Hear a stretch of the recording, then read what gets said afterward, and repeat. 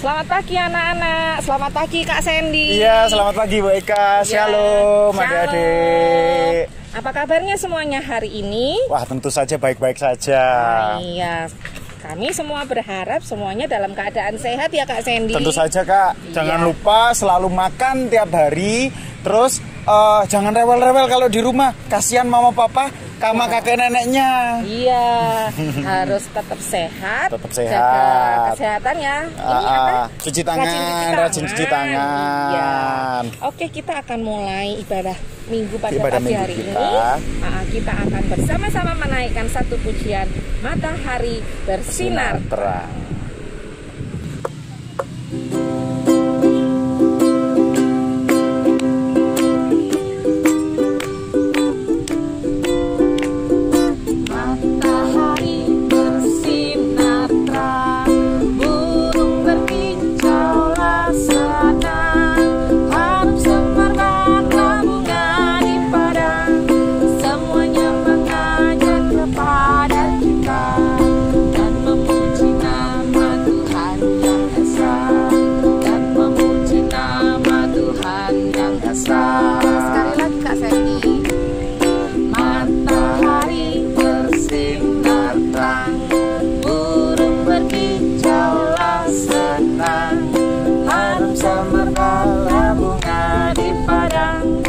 Semuanya mengajak kepada kita dan memuji nama Tuhan yang esa, dan memuji nama Tuhan yang esa.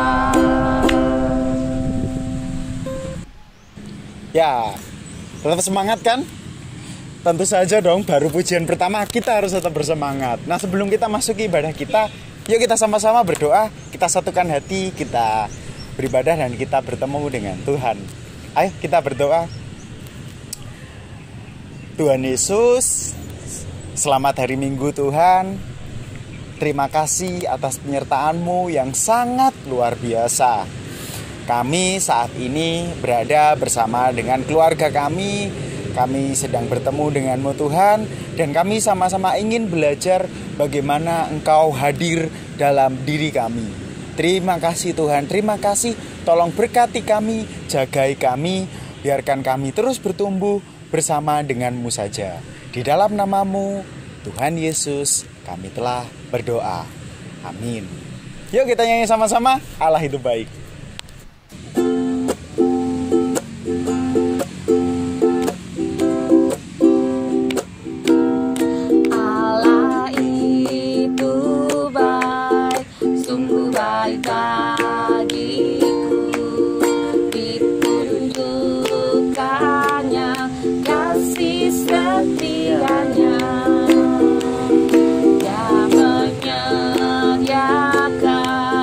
Yang ku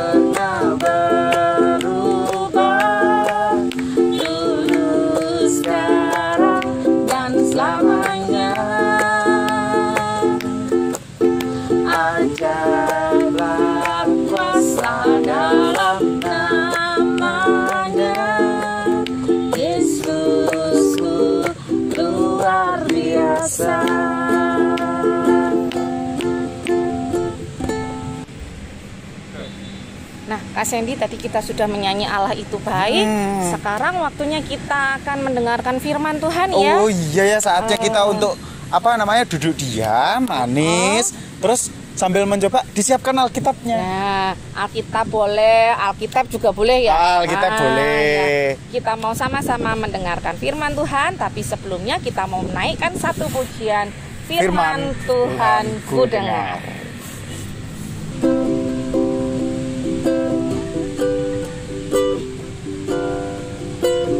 Firman Tuhan ku dengar, ku tanam di hatiku, ku ingin bertumbuh subur dan berbuah lebat. Yesus tolong padaku. Sekali lagi ya.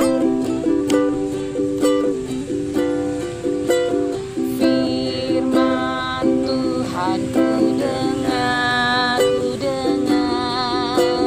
ku tanam di hatiku, ku ingin bertumbuh subur dan berbuah lebat. Yesus tolong padaku.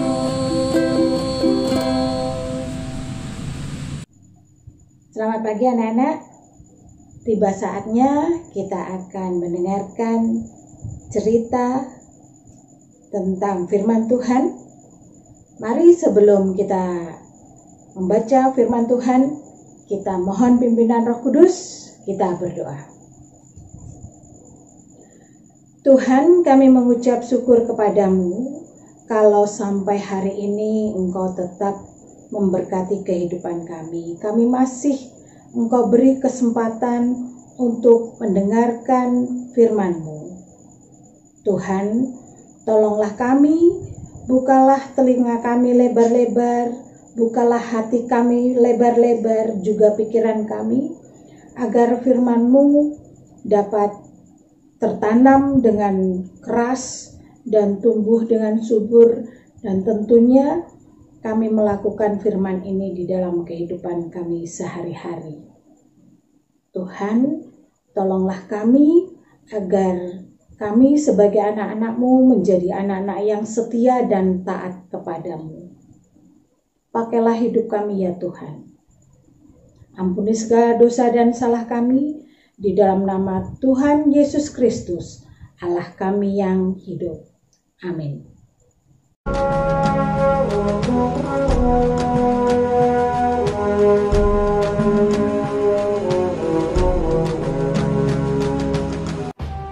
Tuhan berfirman kepada Musa, "Suruhlah beberapa orang mengintai tanah Kanaan yang akan kuberikan kepada orang Israel.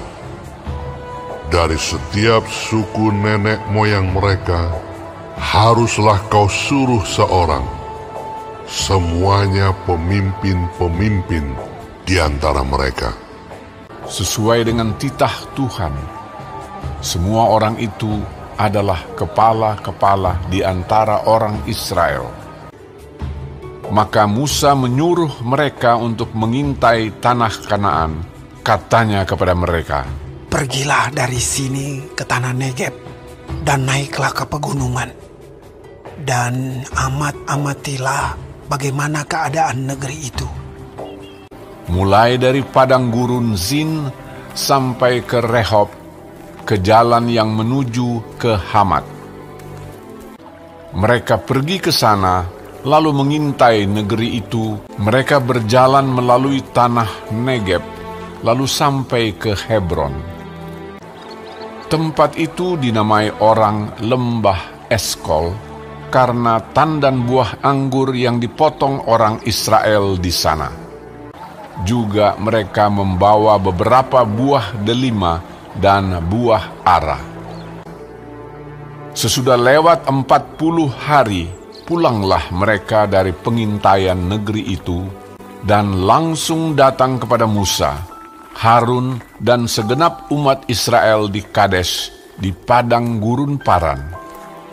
Mereka membawa pulang kabar kepada keduanya dan memperlihatkan kepada sekaliannya hasil negeri itu. Mereka menceritakan kepadanya, "Kami sudah masuk ke negeri kemana kau suruh kami.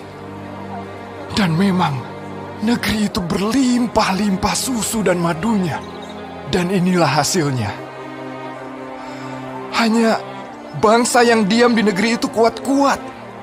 Dan kota-kotanya berkubu dan sangat besar. Juga kami lihat di sana orang-orang raksasa." Kemudian Kaleb mencoba menenteramkan hati mereka itu di hadapan Musa. Katanya, "Tidak, kita akan maju dan menduduki negeri itu, sebab kita pasti akan mengalahkannya."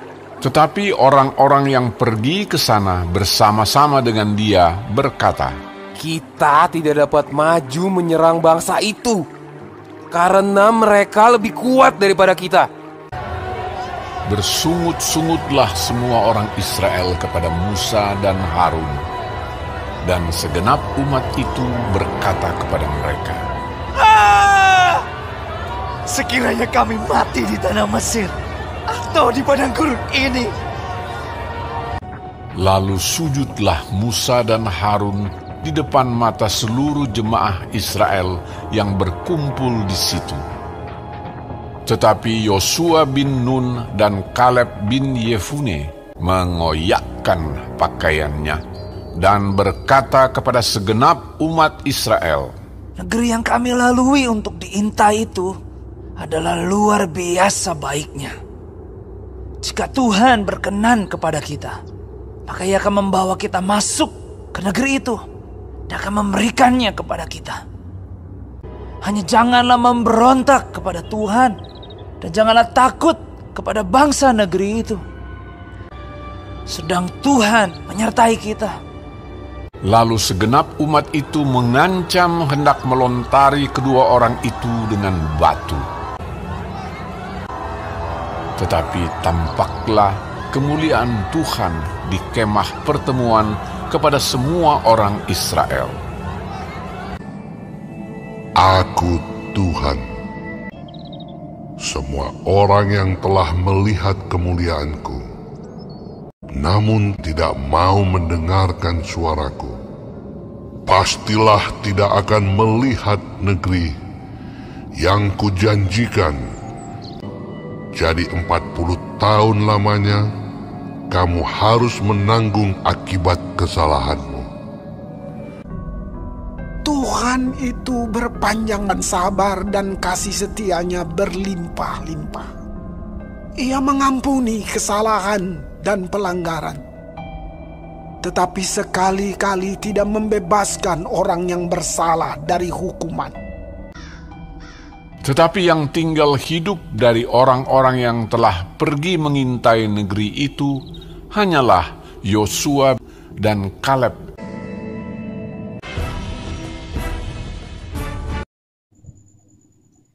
Anak-anak sudah mendengarkan cerita yang tadi ditampilkan lewat video cerita tadi. Bagus ya ceritanya. Hari ini ceritanya tentang 12 pengintai, dan cerita itu terdapat dalam Bilangan 13 ayat 1 pasal sampai Bilangan 14 pasal 14 ayat 10. Jadi Bilangan 13 1 pasal sampai Bilangan 14 sampai ayat 10. Nah, ceritanya tentang 12 pengintai. Jadi pada waktu itu Allah memerintahkan Musa untuk memilih 12 suku yang ada di Israel.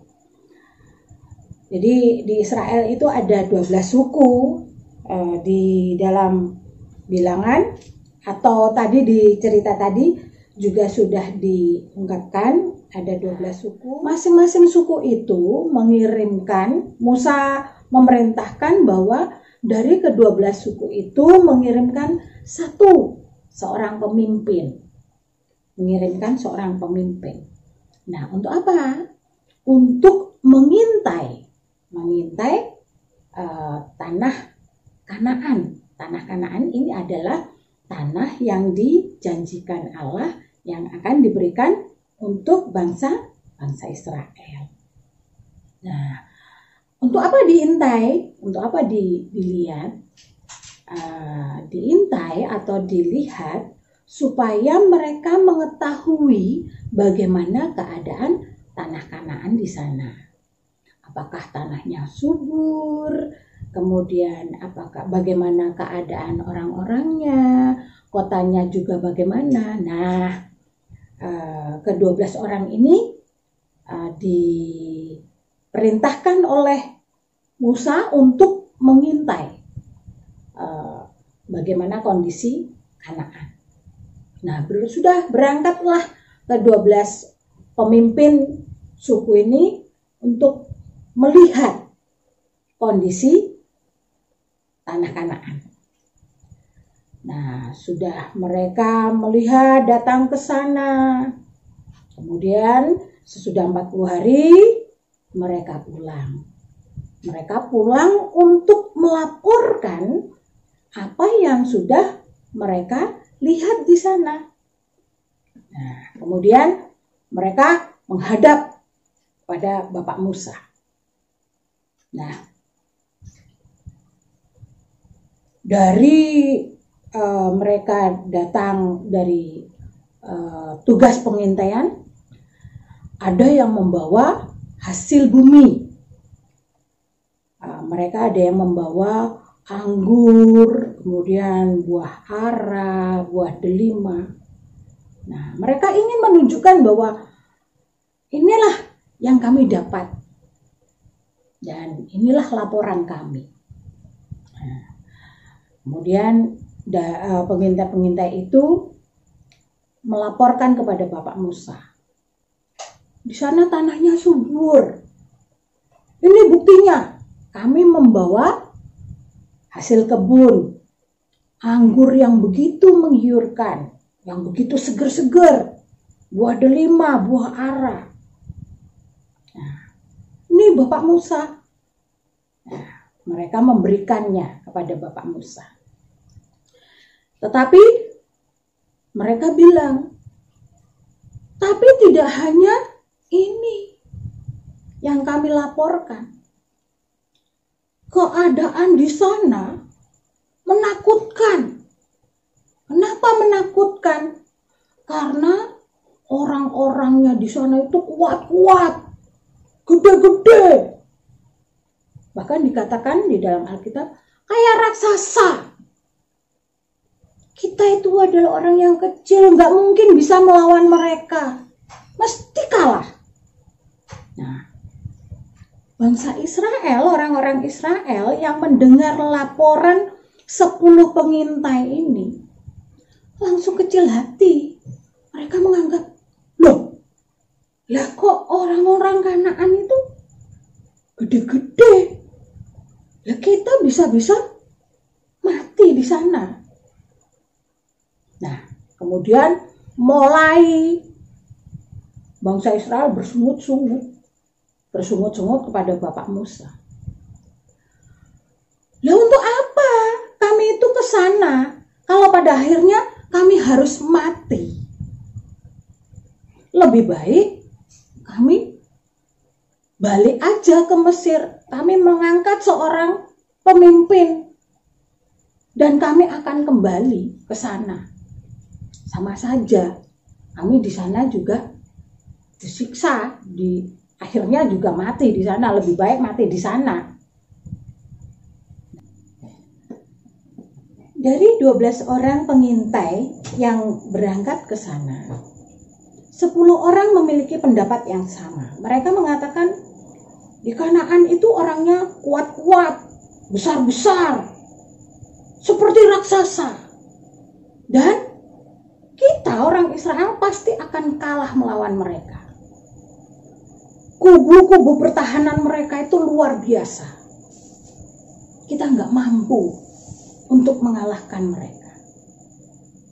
Tetapi dari 12 orang ini ada 2 orang yang memiliki pendapat yang berbeda, yaitu Yosua dan Kaleb. Yosua dan Kaleb mengatakan demikian. Memang negeri yang kami lalui, yang kami intai, adalah negeri yang luar biasa baiknya. Tetapi jika Tuhan berkenan kepada kita, Ia akan membawa kita masuk ke negeri itu, dan Tuhan tidak akan pernah meninggalkan kita.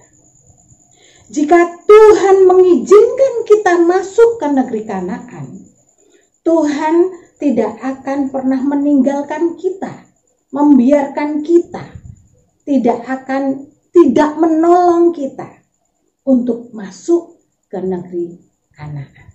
Pasti Tuhan akan menyertai dan menolong kita. Nah, anak-anak, bangsa Israel waktu itu banyak yang tidak percaya. Mereka ya seperti hari-hari yang lalu, waktu-waktu yang lalu. Kadang-kadang mereka percaya, tetapi ketika mereka menghadapi sebuah masalah, kemudian seakan-akan mereka lupa bahwa Tuhan selalu menyertai mereka. Mujizat-mujizat Tuhan yang terjadi di depan mata mereka seakan-akan langsung hilang begitu saja. Hal-hal yang spektakuler yang dilakukan Tuhan untuk memelihara mereka seakan-akan juga hilang begitu saja dari ingatan mereka. Bagaimana mungkin kita tidak mengatakan hal yang spektakuler ketika bangsa Israel ada di padang gurun, mereka kehabisan makanan, kemudian bagaimana mungkin mereka dapat memiliki makanan selama 40 tahun. Allah menyediakan makanan dan dengan memberikan roti mana setiap pagi dan mengirimkan burung-burung setiap petang untuk makanan mereka selama 40 tahun. Itu adalah hal yang spektakuler. Allah menyertai mereka ketika mereka melewati Laut Tiberau. Laut itu terbelah seperti tembok yang bisa dilalui tengah-tengahnya. Hal seperti itu adalah sesuatu yang spektakuler. Tetapi kenapa mereka tidak mengingat penyertaan Tuhan, janji Allah bahwa mereka pasti disertai, Allah pasti menolong mereka, menyertai mereka sampai ke tanah yang terjanji, yaitu Kanaan. Nah, mereka tidak percaya kepada Tuhan. Bahkan mereka yang cerita minggu lalu membuat patung anak lembu emas untuk mereka sembah. Dan pada akhirnya cerita hari ini mereka tidak percaya bahwa Allah menyertai mereka. Masalah sebesar apapun, sebenarnya pasti Allah Allah lebih besar daripada masalah yang ada di hadapan mereka. Kuasa Allah lebih besar daripada masalah yang mereka hadapi. Dan pasti sebenarnya mereka bisa melalui masalah yang sedang mereka hadapi. Tetapi apa? Karena keyakinan mereka, kepercayaan mereka selalu terombang-ambing. Kadang-kadang percaya, kadang-kadang tidak. sehingga marahlah Allah. Allah marah kepada bangsa Israel. Dan di dalam cerita berikutnya, Allah marah dan Allah memberi tulah kepada bangsa Israel. Dan siapa yang setia, siapa yang taat, diberkati Allah. Kaleb dan Yosua adalah orang-orang yang taat, yang bisa sampai ke tanah Kanaan. Dua orang inilah yang bisa sampai ke tanah Kanaan karena dia percaya kepada Allah jika Allah menyertai dan menolongnya. Anak-anak yang Tuhan kasihi, dari cerita ini memberikan teladan kepada kita. Biarlah kita seperti Kaleb dan Yosua, di mana ketika kita punya masalah, kita tetap ingat bahwa masalah itu masalah yang tidak ada apa-apanya dibandingkan dengan Allah kita. Kita memiliki Allah yang luar biasa. Kalau kita punya masalah, kita harus ingat bahwa Allahku Allah yang luar biasa. Aku memiliki Allah yang sangat berkuasa. Seberapapun besarnya masalah, kalau aku mengajak Allah, aku bercerita kepada Allah, aku melibatkan Allah, pasti masalahku akan bisa teratasi. Seperti itu yang dialami oleh Yosua dan Kaleb. Ketika Yosua dan Kaleb melibatkan Allah, mengajak Allah, permasalahan-permasalahan yang ada di depannya bisa teratasi, bisa diselesaikan. Karena apa? Karena Allah berada di depan mereka. Oleh karena itu, mari kita juga belajar dari Yosua dan Kaleb. Kita tetap setia kepada Allah, kita taat kepada Allah.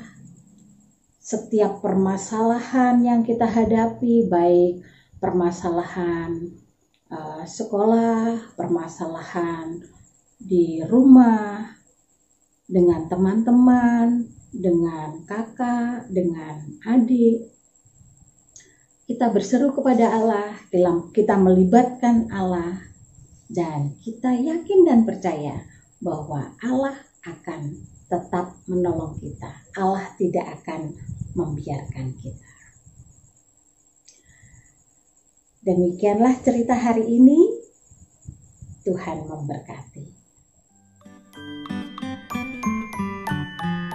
Mazmur 51 ayat yang ke-12.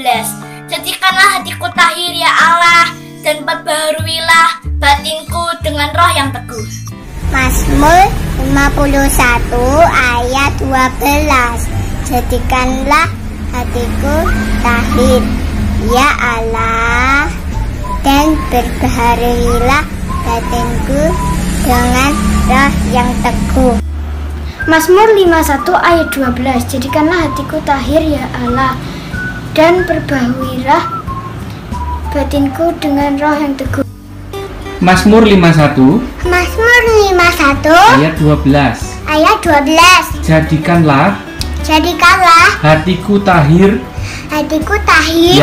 ayat 12. Jadikanlah hatiku tahir ya Allah, dan perbaharuilah batinku dengan roh yang teguh. Mazmur 51 ayat 12. Jadikanlah hatiku tahir ya Allah, dan perbaharuilah batinku dengan roh yang teguh. Mazmur 51 ayat 12. Jadikanlah hatiku tahir ya Allah, dan perbaharuilah batinku dengan roh yang teguh. Mazmur 51 ayat 12. Jadikanlah hatiku tahir ya Allah, dan perbaharuilah batinku dengan roh yang teguh. Amin. Anak-anak, biasanya tugas setiap minggu adalah mengirim hayat hafalan. Hari ini Bu Mariati memberikan tugas yang lain. Jadi ayat hafalannya minggu ini adalah dari Mazmur 135 ayat 5. Mazmur 135 ayat 5 berbunyi demikian. Sesungguhnya aku tahu bahwa Tuhan itu maha besar dan Tuhan kita itu melebihi segala Allah. Nah, ayat hafalan ini tidak perlu kalian hafalkan kemudian dikirim, tetapi tugasnya kalian boleh membuat pembatas Alkitab seperti ini. Bu Mariati buat, ini buatannya Bu Mariati, pembatas Alkitab, kemudian kalian boleh tulis ayatnya Mazmur 135 ayat 5, kemudian ditulis ayatnya juga boleh. Ini contoh pembatas Alkitab. Atau kalian bentuknya juga boleh ya, boleh yang kotak. Ini Bu Mariati buat yang lope-lope, buat yang bulat juga boleh, yang kotak boleh, atau bagaimanapun kalian boleh berkreativitas. Atau membuat ucapan, kartu ucapan. Mungkin dalam waktu dekat mama ulang tahun atau papa ulang tahun, kemudian kalian memberikan ayat ini. Boleh. Kemudian ditulis ayatnya.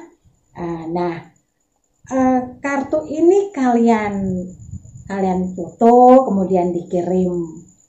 Fotonya dikirim ya ke sekolah minggu. Itu tugas minggu ini. Selamat pagi, Tuhan memberkati.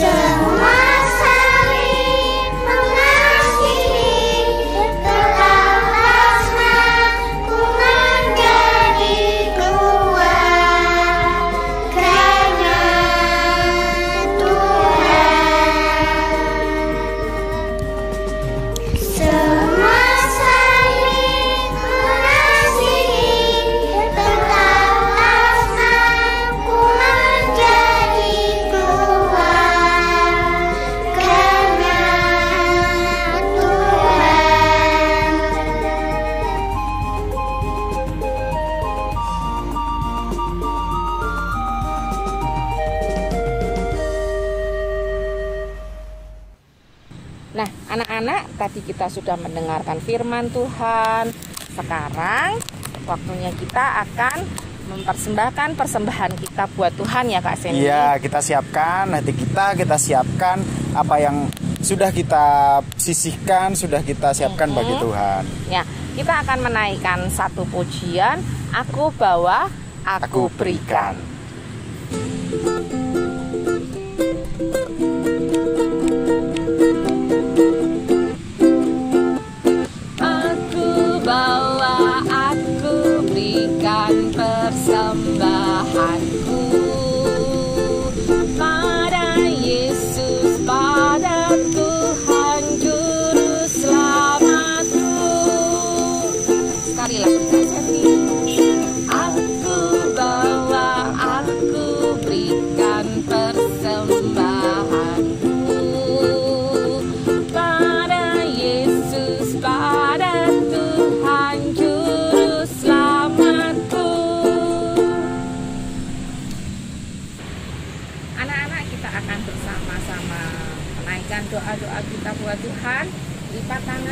tutup matanya, kita akan berdoa.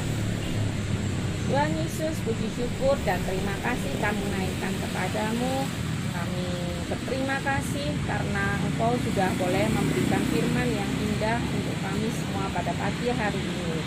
Tuhan, biarlah Engkau mau menolong dan memberkati agar firman yang sudah boleh kami terima pada hari ini boleh menjadi kekuatan bagi kami semua dan boleh kami lakukan di dalam kehidupan kami sehari-hari. Berkati Bu Mariati yang tadi sudah menyampaikan firman, Tuhan menyertai Bu Mariati dan memberkati selalu. Kami juga pada pagi hari ini sudah memberikan persembahan kami untuk Tuhan. Mungkin apa yang bisa kami berikan tidaklah banyak, tetapi biarlah semuanya itu kami berikan dengan ketulusan hati, dan biarlah persembahan kami boleh menyenangkan hati Tuhan. Pada pagi hari ini Tuhan, kami juga berdoa untuk sekolah kami, di mana pada saat ini di dalam situasi pandemi COVID-19 kami masih harus belajar dari rumah kami masing-masing. Tuhan, biarlah Engkau sendiri yang akan memberikan kekuatan dan pertolongan untuk kami di dalam kami menjalani hari-hari kami belajar dari rumah. Tuhan memberkati orang tua kami, Tuhan memberkati Bapak Ibu guru kami yang sudah menolong kami di dalam kami harus belajar sehari-hari. Kami juga berdoa untuk setiap orang tua kami masing-masing yang harus bekerja keras untuk menghidupi kami semua. Tuhan memberikan kesehatan yang terbaik untuk mereka, agar mereka boleh dapat bekerja dengan baik, supaya boleh dapat mencukupi semua kebutuhan keluarga kami. Tuhan Yesus, kami juga menyerahkan kehidupan kami ke dalam tangan-Mu. Tuhan menolong dan memberkati, memberikan kesehatan yang terbaik untuk kami semua, agar kami boleh dapat melakukan segala aktivitas kami dengan baik. Ya Bapa di surga, kami juga sebentar lagi akan mengakhiri ibadah Injil pagi kami hari ini. Tuhan, kiranya Engkau senantiasa memberikan berkat-Mu yang berlimpah untuk kami semua. Terima kasih untuk guru-guru sekolah minggu kami yang sudah boleh melayani kami di dalam ibadah online sekolah minggu GKI Bojonegoro. Tuhan, kiranya Engkau senantiasa menyertai dan memberkati mereka semua. Terima kasih Tuhan, kami mau serahkan doa kami yang jauh dari sempurna ini hanya di dalam nama Tuhan kami Yesus Kristus Allah kami yang hidup. Kami berdoa dan mengucap syukur. Haleluya. Amin. Nah, Kak Sandy sudah tiba di akhir ibadah yang kita. Sudah tidak terasa ya, sudah setengah jam lebih. Iya, sudah berlalu. Ya. Nah, sebelum kita mengakhiri ibadah kita mau menaikkan satu pujian lagi ya Kak Sandy. Apa ya pujiannya ya Kak ya? Kayak tadi kok lupa ya. Oh, apa ya? Itu loh. Apa ya? Aduh, aku lupa beneran ya Kak. Saya juga lupa. Apa ya? Langsung kita pujikan aja Mbak Ika. Iya. Kita naikkan pujian. Penutup kita pokoknya itu. Oke. Iya.